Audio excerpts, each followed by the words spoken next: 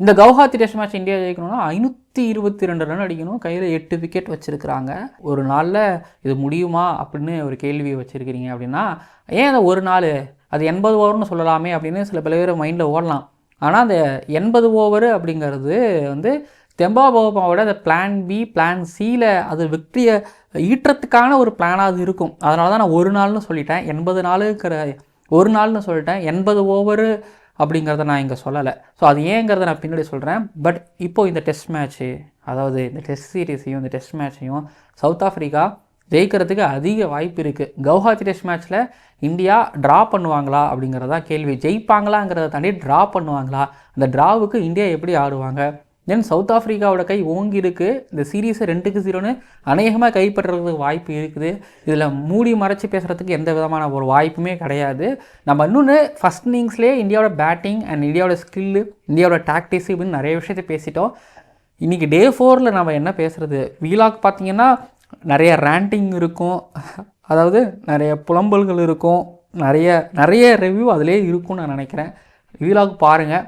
சரி, இப்போ ரிவ்யூக்குள்ளே போகலாம். சேனலுக்கு புதுசாக வந்துருக்கிறீங்கன்னா மறக்காமல் சப்ஸ்கிரைப் பண்ணுங்கள். அப்போ நேற்றுக்கு கேட்டிருந்தேன், ஏதாவது இப்படி நடந்துக்கிட்டு இருக்கே இதுக்கெல்லாம் காரணம் என்ன அப்படின்னு கேட்கும்போது நிறைய பேர் கௌதம் கம்பீரை சேக் பண்ணணும்னு சொல்லியிருந்தீங்க. நம்ம அது கௌதம் கம்பீரோட சேக்கிங் பற்றி தனியாக ஒரு வீடியோவை பேசுவோம், பண்ணுவோம், நேரம் அனுமதிக்கும் பட்சத்தில். பட் பேசி ஆக வேண்டிய இடத்துலையும் நான் இருந்துக்கிட்டு இருக்கிறேன். சரி, சப்ஸ்கிரைப் பண்ணிடுங்க. சூப்பர் தேங்க்ஸ் மூலமாக உங்களால் முடிஞ்ச உதவியை செய்யுங்க. ஏன்னா நிறைய பேர் வந்து சூப்பர் தேங்க்ஸ் மூலமாக நம்மளை ரிவ்யூவை பார்த்துட்டும் வீலாக் பார்த்துட்டும் ஹெல்ப் பண்ணுறீங்க. ரொம்ப நன்றி. இப்போ நம்ம வீடியோக்குள்ள போகலாம். ஓவருக்கு 6 பால் தான், ஆனால் நோ பால் போட்டால் 7 பால் போடு. ஐபிஎல் பப்பியா? ஜெனியல் லேடிஸ் அண்ட் ஜென்டில்மேன், இந்த ஐசிசி வேர்ல்ட் டெஸ்ட் சாம்பியன்ஷிப் 2027 பராசக்தியில் South Africa tour of India 2025 கவுஹாத்தியில் நடந்துக்கிட்டு இருக்கக்கூடிய India versus South Africa second Test மேட்சில் day 4 analysis and review and day 5 pre analysis பார்க்க வந்துருக்கிறீங்க. நான் ஆரம்பத்தில் சொன்ன மாதிரி நேற்றுக்கே எல்லாத்தையும் பேசி முடிச்சாச்சு. இப்போது என்ன நடக்க போகுதுங்கிறத பற்றி பேசுகிறது தான் கூடிய சுவாரஸ்யம் இருக்குது. பட் இன்றைக்கி நாளில் நம்ம என்னத்தை பேசுகிறதுன்னு சொல்லுங்கள். அதாவது சவுத் ஆஃப்ரிக்கா 4 நாளில் மொத்தம் 12 செஷன். அந்த 12 செஷனில் கிட்டத்தட்ட 11 செஷன் வந்து சவுத் ஆஃப்ரிக்காவோட செஷன் தான்.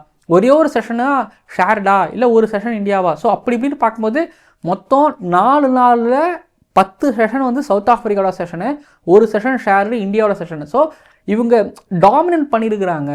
அந்த டாமினண்ட்டுக்கு பின்னாடி வெறும் டாமினண்ட்டுங்கிற வார்த்தையோட எல்லாம் இல்லாமல் ஒரு மாதிரி இந்தியாவை ரத்தக்கண்ணீர் வர வச்சுட்டாங்க, மன உளைச்சலுக்குள்ள ஆளாக்கிட்டாங்க, குமுற விட்டுட்டாங்க, கதற விட்டுட்டாங்க அப்படின்னு இந்த வார்த்தைகளை அடுக்கடுக்காக சேர்த்துக்கலாம். ஏன்னா அவ்வளோ வலியை கொடுத்தாங்க. முக்கியமாக 4வது நாள் கொடுத்த ஒரு வலி இருக்குது.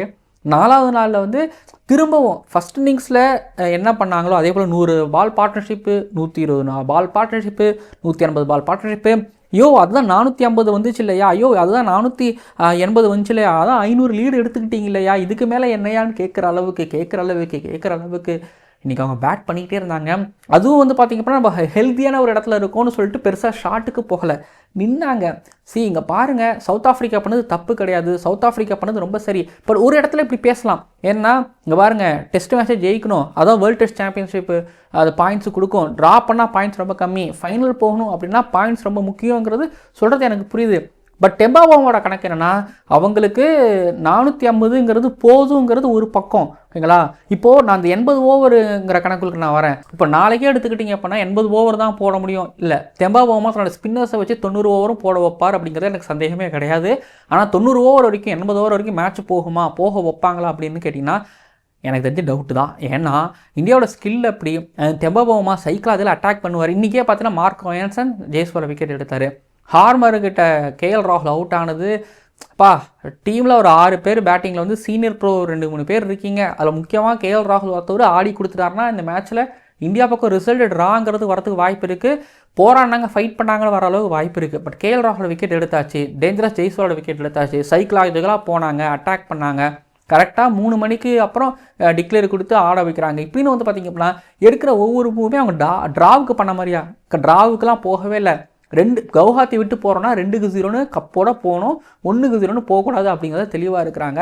இப்பயும் பாருங்கள் 550 எனக்கு தெரிஞ்ச சரியான ரன்னு. நான் 550க்கு கம்மியாவோ இல்லை 500க்கு கம்மியாவோ நான் டிக்ளேர் பண்ணியிருக்கவே மாட்டேன். சவுத் ஆஃப்ரிக்காவோட கேப்டனாக கோச்சாக இருந்தால் ஒன்றே தான், நான் ஜெயிக்கணும்ங்களா, 2வது பட்சம் தான் நான் வந்து ட்ரா நோக்கி போகணும். பட் இந்த சீரீஸை நான் கண்டிப்பாக ஜெயிச்சாகணும் அப்படிங்கும்போது இதுதான். அப்புறம் இன்னொன்று சவுத் ஆஃப்ரிக்கா ஒன்று பண்ணி காமிச்சாங்கன்னா இங்கே பாருங்கள், இந்த விக்கெட்டு வந்து பவுன்ஸ் இருக்குது, இப்போ கொஞ்சம் ஒரு மாதிரி டேர்ன் ஆகுது 4வது நாளில். ஆனால் அதுக்கு முடிவு வரைக்கும் இப்போ இந்தியாவோட ஸ்பின்னர்ஸில் குவாலிட்டி இல்லைங்கிறதெல்லாம் நான் சொல்லவே மாட்டேன். ஆனால் சவுத் ஆஃப்ரிக்காவோட கிரிக்கெட்டில் குவாலிட்டி இருந்துச்சு. ஸ்டப்ஸு பங்களாதேஷில் 100 அடித்தார். சேரன முத்துசாமி பங்களாதேஷ்லையும் பாகிஸ்தான்லையும் சரி ஓகே, இங்கே லாகூர் பிண்டியை வந்து ரோடுன்னு கூட சொல்லுவீங்க, பட் ஆனால் அது வந்து அவங்க டேர்னராக கூட மாற்றி வச்சுட்டாங்க.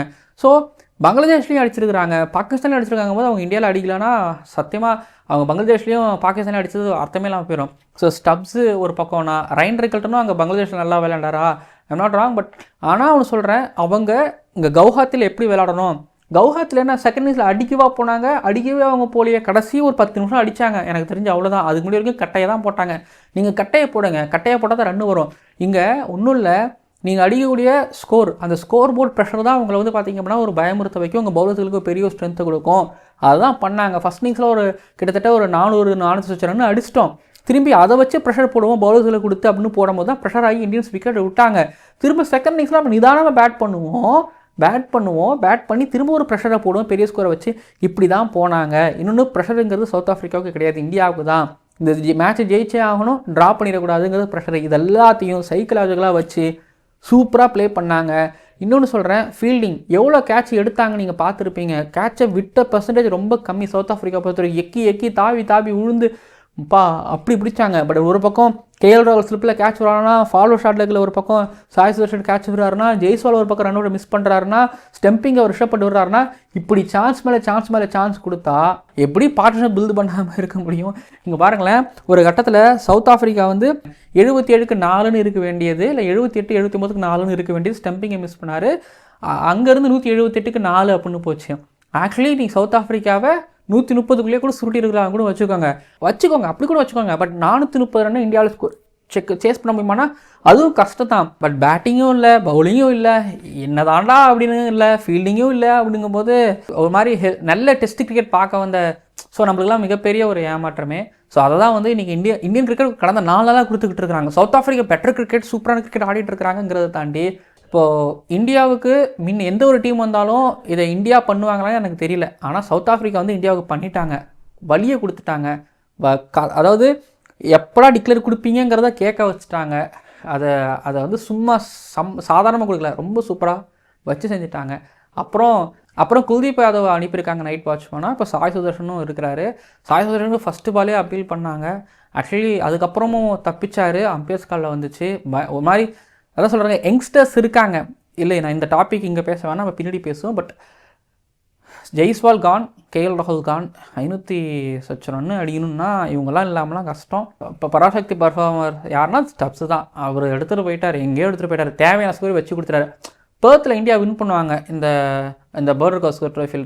அதில் வந்து செகண்ட் இதில் கோலி வந்து ஒரு 100 அடிப்பார். அந்த கோலி அடித்த 100 இந்தியாவுக்கு ஒரு மாதிரி பூஸ்ட்டை கொடுக்கலாம். அது மாதிரி இப்போ ஸ்டப்ஸோட 100 அடிக்க வேண்டியது, பட் நல்லா இருந்துச்சு, மிஸ் ஆச்சு. பட் ஆனால் அவர் பராசக்தி பர்ஃபார்மராக நீங்கள் நான் பார்க்குறேன். சரி, டே 5ஓட ப்ரிவ்யூ இந்தியாவை செய்வாங்களா தெரியல. டிஃபென்சிவ் கிரிக்கெட் போனாலும் பிரச்சனையாகிரும், அடிக்க போனாலும் பிரச்சனையாகுது.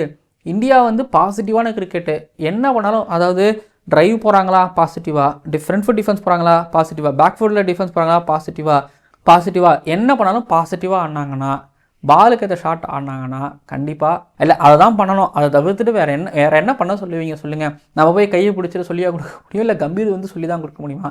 பேட்டர்ஸுகளோட கையில் இதுக்கப்புறம் இருக்குது.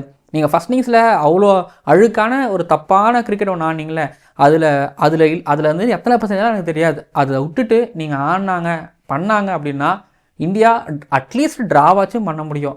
இப்போவும் சொல்கிறேன், சவுத் ஆஃப்ரிக்காவோட கையை ஓங்கியிருக்கு. தெம்பா வர்மா வந்து எப்படியும் 90 ஓவர் தள்ளணும்னு நினைக்க மாட்டார். இன்றைக்கி ஸ்பின்னரை வச்சு நான் வந்து பாருங்கள், கடைசி 4 மணிக்கு அப்புறம் மேட்ச் எக்ஸ்டெண்ட் ஆகாது. ஸோ அதனாலவே வந்து அதுக்குள்ளே 80 ஓவர் 90 ஓவர் போகிற அளவுக்கு அவர் பண்ணுவார். வந்துச்சுன்னா அப்படி ஒரு நிலம வச்சுன்னா 90 ஓவர் போகிற அளவுக்கு பண்ணுவார். ஏன்னா ஸ்பின்னர்ஸை வச்சு மட்டுமே பண்ணுவார். த்ருவ் ஜுரலுக்கு மார்க்கோ ஆண்டர்சனை கொண்டு வந்துடுவார். இன்றைக்கி காலையிலையும் ஷார்ட் பால் ஆரம்பித்தார் மார்க்கோ ஆண்டர்சன். அதில் தான் வந்து ஜெய்ஸ்வாலோட விக்கெட்டு கிடச்சிச்சு.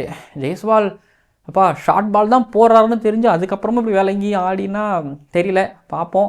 சாய் சுதர்ஷனுக்கு ஆல்மோஸ்ட் இது ஒரு லாஸ்ட் சான்ஸ்னு சொல்லாமா, இல்லை சுப்மன் கில் கேப்டன்சி இருக்கிறதுனால சாய் சுதர்ஷன் ரெகுலராக ஆடுவாரா அப்படிங்கிறது ஒரு கேள்வியாக இருக்குது. பட் வெயிட் பண்ணிகிட்டு இருக்காரு. அப்போ அபிமன்யு ஈஸ்வரன்லாம் வெயிட் பண்ணிகிட்டு இருக்காருங்கிறது ஒரு பக்கம். அப்புறம் வந்து ரிஷப் பண்ணிட்டு வந்து த்ரோலாம் பண்ணிட்டு போகவே முடியாது, ஆடியே ஆகணும். ஜடேஜா ஒரு சீனியர் ப்ரோ. த்ருவ் ஜுரல் எப்படி நீட்டாக வெஸ்ட் இண்டீஸ் கிட்ட ஆடினாரோ அதே மாதிரி ஆடணும். அதான் சொல்கிறாங்க, இது மாதிரி ஒரு பிளாட்ஃபார்ம், இது மாதிரி ஒரு ஸ்டேஜ் இப்போது இந்தியன் யங் பேட்டிங் லைனப்புக்கு கிடையாது. அண்ட் இந்த பேட்டிங் லைனப்புக்கு கிடைக்காது. இப்போ ஷோ பண்ணி ஆகணும். அதுவும் வந்து ஒரு மாதிரி டிஃபென்சிவ் கிரிக்கெட் ஆடுறதுங்கிறத தாண்டி பாசிட்டிவ் கிரிக்கெட், நல்ல கிரிக்கெட் ஆடணும் சொல்லிக்கணும். அப்பா நீங்கள் வந்து ஃபஸ்ட்டு இன்னிங்ஸில் எங்களை பார்த்தீங்க, பட் அப்படி கிடையாது, நாங்கள் செகண்ட் இன்னிங்ஸில் அப்படிங்கிற மாதிரி ஒரு கிரிக்கெட் ஆடணும். பட் நான் இப்போவும் சொல்கிறேன், சவுத் ஆஃப்ரிக்காவோட கையை ஓங்கியிருக்கு. நாளைக்கு ட்ரா ஆச்சுன்னா இந்த யங்ஸ்டர்ஸ்களுக்கு நான் கண்டிப்பாக பாமாலை பாடுவேன். யங்ஸ்டர்ஸ் என்ன பண்ணுறாங்கன்னு பொறுத்திருந்து பார்க்கலாம். 2-0 அப்படின்னு நான் நினைக்கிறேன், பார்ப்போம். பட் ஆனால் 80 ஓவரை இந்தியன்ஸ் ஆடணும். 80 ஓவர் யோசிச்சு பார்த்தா 80 ஓவர் இந்தியன்ஸ் ஆடணும். எப்படா ஸ்டெம்ஸ் விடுவாங்க அப்படின்னு எதிர்பார்க்குற மாதிரி இந்தியன் ஃபேன்ஸை வச்சுக்கிட்டாங்கன்னா இந்தியன் டீமோட பேட்டிங் அப்படி தான் இருந்துக்கிட்டு இருக்கு.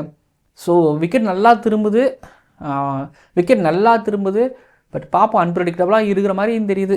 சரி, ஓகே, வீடியோ நிறைவடைகிறது, ரிவ்யூ நிறைவடைகிறது. அடுத்தது உங்களுக்கு T20 வேர்ல்டு கப் ஷெடியூலில் வீடியோ உங்களை நான் சந்திக்கிறேன்.